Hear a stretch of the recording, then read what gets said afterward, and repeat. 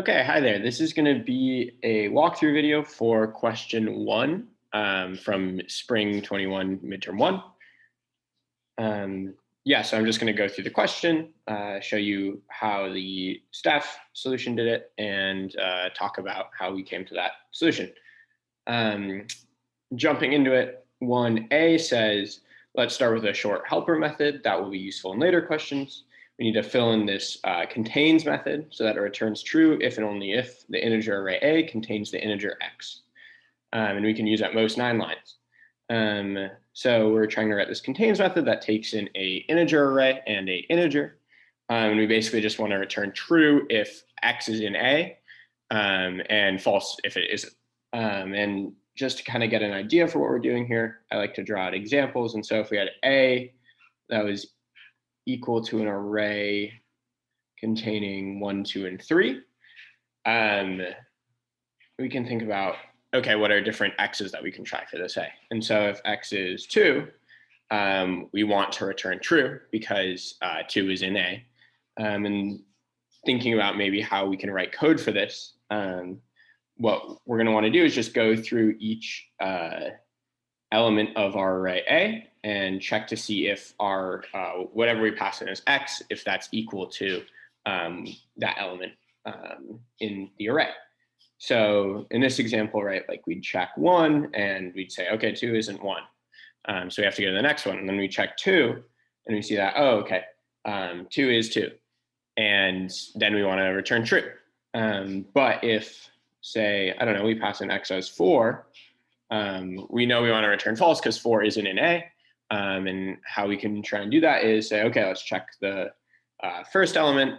They're not equal. Let's check the next one. They're not equal. Let's check the last one. They're not equal. Okay, now we're done checking everything. And we didn't see 4 in there. And so we want to return false. So to write that in code, basically what we can do is just iterate over the elements in A. So the way that we'll do that is we will start I at 0, say I needs to be less than the length of A, and then increment I. Let me erase this so we have a little bit more room. Cool, and so this I then is going to be like an index counter. It's just going to go through the indices of A. And what we said is at each element, we just want to check to see, okay, is X the same as that element? And the way we can do that is just say if A, let's get the element at index I and see if that is equal to X. And if that is true, then we want to return true. Because we know we can stop there. Once we find something that's the same, then we know that X is in A. Awesome. And so this is all we need to check at each index. And the last thing we need to do is say, okay, when do we return false? Some people on the exam wrote return false here inside the for loop. That won't work because that'll just check like the first element. We only want to return false once we've gotten all the way to the end of the array. And so we can accomplish that by just after this for loop ends, returning false. And the nice thing about this is when we hit an equal element, we return true. And if we never hit one, then we'll keep going in the code to the return false. And so this is the solution for 1A.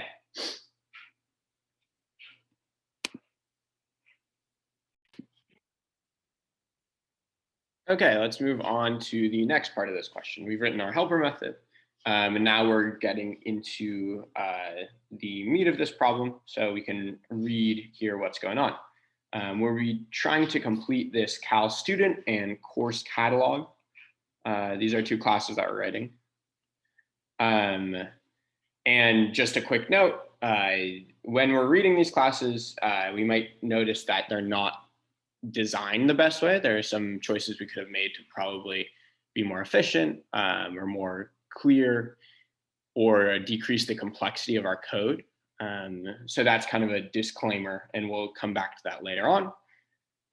Just going over these classes really quickly, if we look at course catalog, each course catalog is going to have this courses integer array instance variable, and that's it. Basically, when we create a new course catalog, when we call the constructor, it's going to set courses equal to a new int array of size 0, which is kind of weird. So course isn't going to be much use to us off the bat. We're going to have to do something to it. And then we also are going to have this void offer new course method that takes in an integer course ID. We will get to implementing that in a second. What Cal student's going to look like, there's a little bit more going on here. We have a instance variable that's a string. That's going to be the student's name. Each Cal student instance, it's also going to have a courses integer array. And is also going to have a integer num of courses. When we construct a Cal student, we can pass in a name, and we'll set the instance variable name to be equal to the name that we pass in. We set courses equal to a newly created integer array of length 4. So now we have this length 4 integer array that right when we create it, it's just going to be empty, or it's just going to be filled with like zeros. And so we're going to have to fill that later on somewhere. And we're going to set the num of courses instance variable to 0.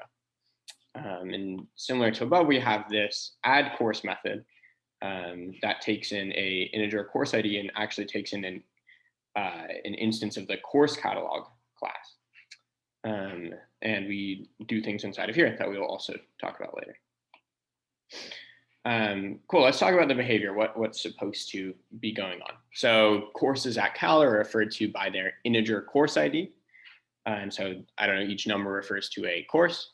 To add a course for some Cal student, so some instance of Cal student X, we'll call the x.addCourse method, and we'll pass it the corresponding course ID and like a corresponding course catalog instance.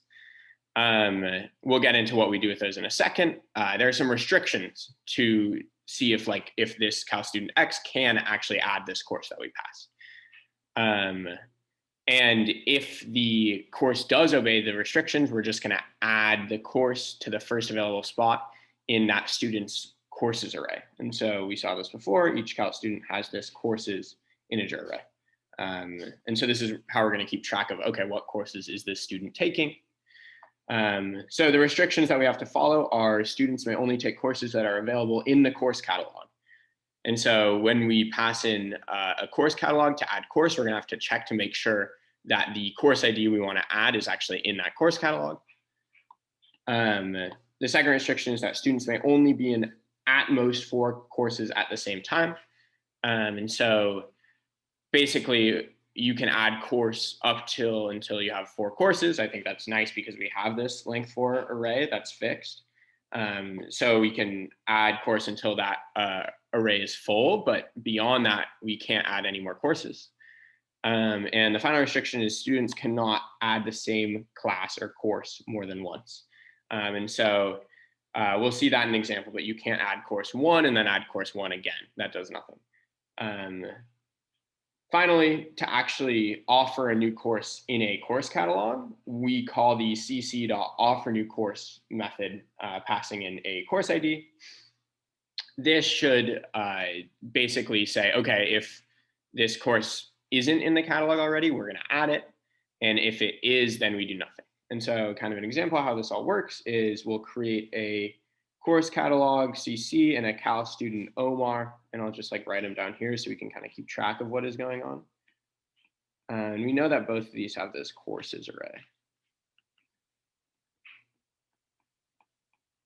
Great. So the first thing that we're going to do is say, okay, we're going to try and add new course. We're going to try and have Omar add a new course using the course catalog CC. The issue is this can't do anything because this course 22076 isn't in the course catalog yet. So nothing happens. To remedy this, we're going to call offer new course on 22076. And what this should do is say, okay, are we already offering 22076? The answer is no, so we will offer it. It kind of says that here also. Okay, the next thing is we're going to say, okay, let's try and offer 22076 again. If you remember, nothing should happen if we're already offering it, so nothing happens there. Now we will offer 24890. And this time we aren't already offering it, so we will add that 24890. Note here, just kind of for later, that remember we're dealing with an array, and so but we're like tacking things onto this array, so we're gonna have to think about how we handle this for course catalog. Next thing we're gonna do is Omar is gonna try and add 22076 with the course catalog CC. And this time it should work because we have already added 22076 to the course catalog. So Omar now has this course going quickly through the rest of it. Now, if Omar tries to add that again, nothing happens because Omar is already in course 22076. And so this doesn't count towards like one of the 4 courses that Omar is in. So nothing happens there. But if we try and add course 24890, that works because that is also in the course catalog and Omar isn't already in it. Okay, these 3 right here all work because they're not in the course catalog yet. And so we will offer 22078, 33150, and 28108. And now Omar is going to, let's erase that. Omar is going to add 22078 and 33150. 22078, 33150. Okay, and finally, Omar is also going to try and add 28108, which should work, right? Because it's already in the course catalog. But the issue here is now Omar's in 4 classes, or 4 courses, sorry. And we said you can't be in more than 4. So this actually does nothing because we are trying to add a course beyond the 4 that Omar is allowed. Okay, so that's going through kind of that full example, exhaustively considering all the possible cases. Now we actually need to write these methods to see what's going on.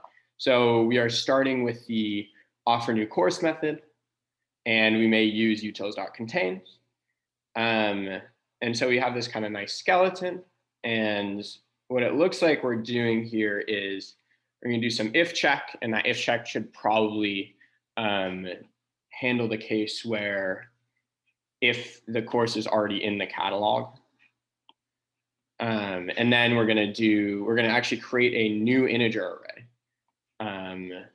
And what I think is going on here is we'll increase the size of our previous integer array by 1 because we're trying to add a new thing to it. And remember, arrays are fixed size, so we actually have to make a bigger array.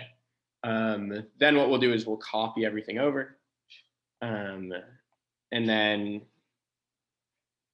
add the course ID that we're interested in adding to the end, and finally reassigning our course to this kind of our courses array to this new array that we created.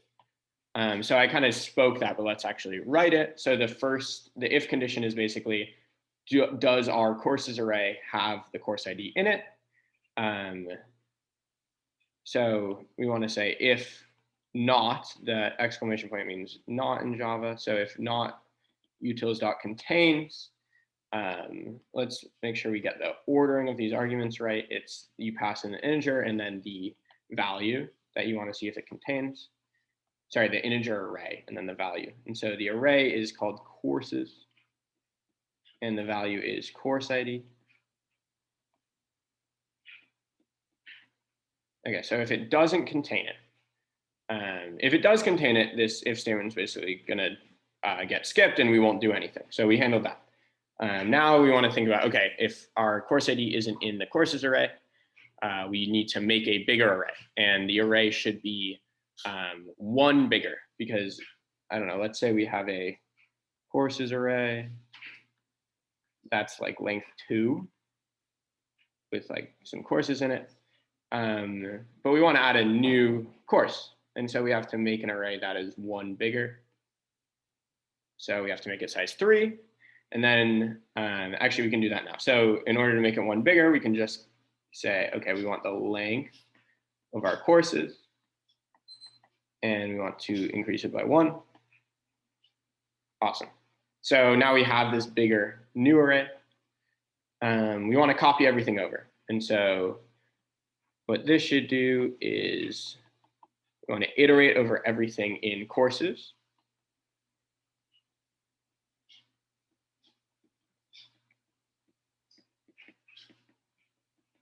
Awesome. And so we have this I that's going over every index in courses, and at each index, we just want to copy it to the same index in new R. And so the way we can do that is just then new R I is going to be equal to courses I. Awesome. So now if we're drawing on our diagram, we've copied everything over. The last thing to do is just put our course ID at the end. Here we'll do new R, and this is a little tricky. We need to think about the index. And so like in this example, the index of that's going to be 2 because we're 0 indexing. And so you could do like new R dot length -1. I'm going to do courses dot length because we know that that's always going to be 1 less. And so in this case, the length of courses is 2. And so if we put it at index 2, we'll be putting it in the correct location. So new R courses, I can't spell, courses dot length is equal to course ID. And finally, this is the most important part. We actually need to reset our instance variable. So courses is going to be equal to new R. Awesome. Okay, let's do the next one. This says let's implement the void add course method. We can use utils.contains again. And we can assume that course catalog has been correctly created. Let's see how we're going to do this.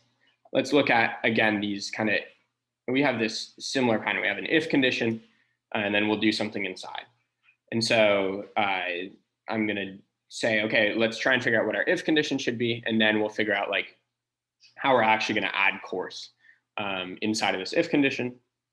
Looking back here, we can see our 3 conditions. We can basically read them off of here. It says students may only take courses that are available in the course catalog. Students may only be in at most 4 courses at the same time, and students cannot add the same class or course more than once. So the first one is at most 4 courses at the same time. Let's say this should be if num of courses less than 4.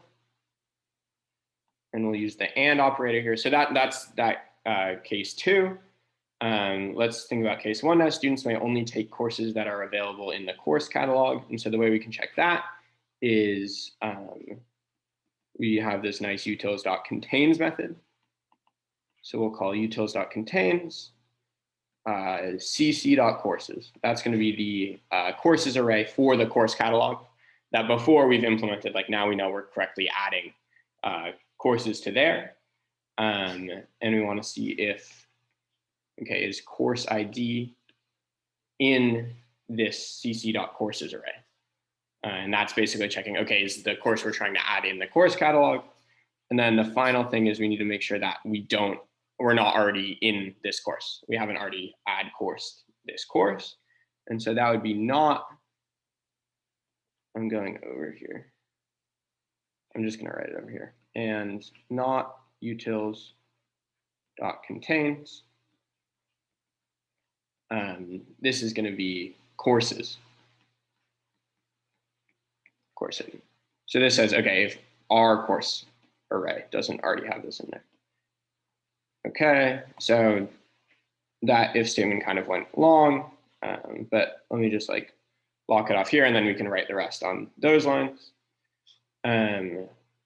So what we want to do now is if we pass these conditions, we want to actually add the course to our courses array.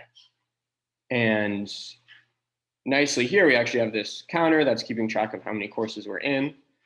And so we can just put this new course ID at index num of courses.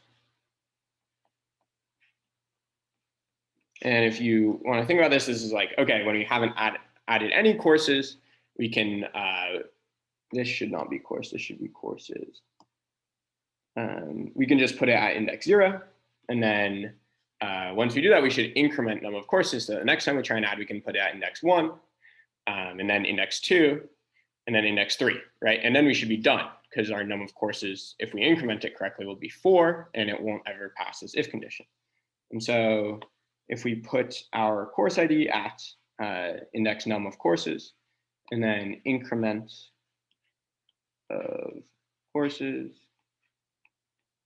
plus is equal to 1, that just increments it. This should be the body of our if statement. Okay, final piece. D says the design of the classes above is poor. One issue is that the classes expose their instance variables as public. Basically, anybody can access and manipulate the instance variables of these classes that we've written. Instead, the access should be private here, and we should, I don't know, have useful methods to manipulate these instance variables. So that's just like one of the poor design features of these classes.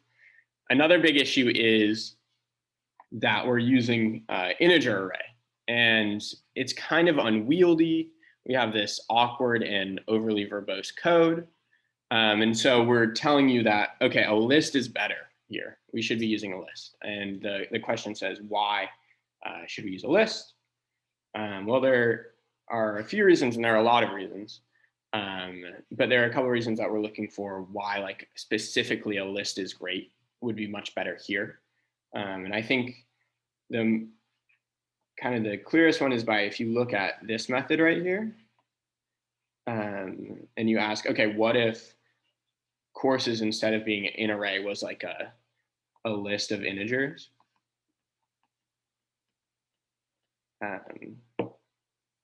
Instead of doing this whole, okay, we'll create a new array that's one bigger and then move everything over, copy it, and then set it, and then reset it, we could also just do like an add last, right? You could do courses.add last if it was a list.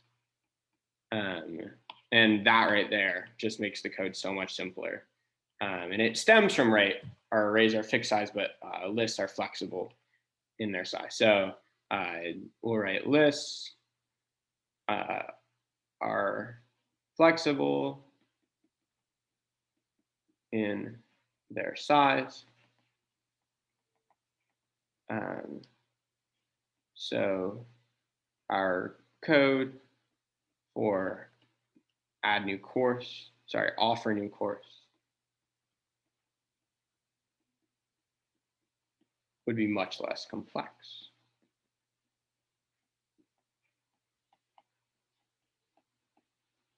Awesome. Great. And so there, that is question 1 on the exam. Kind of from start to finish. Thank you for watching, and I hope it was helpful.